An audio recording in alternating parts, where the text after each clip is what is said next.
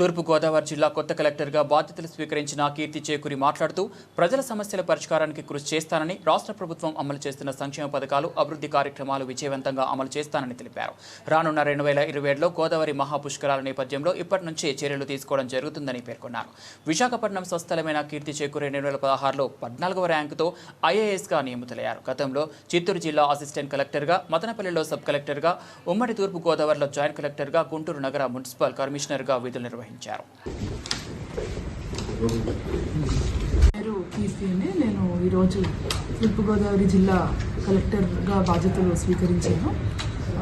నేను 2016 batch IAS officer అని, ఇంతకుముందు joint managing director AP transmission corporation పోస్ట్లో పనిచేశాను లాస్ట్ 1 year.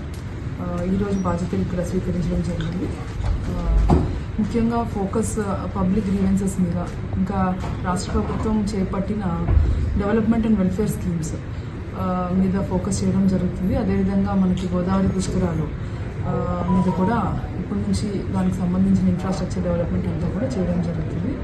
అదేవిధంగా ఏమైనా సమస్యలు కానీ ఇష్యూస్ కానీ ఉంటే మా దృష్టికి తేవాల్సిందని అందరినీ కోరుకుంటున్నాను. అందరి సహకారం కూడా మన ప్రగతిలో కోరుకుంటూ బాధ్యతలు చేపట్టడం జరిగింది.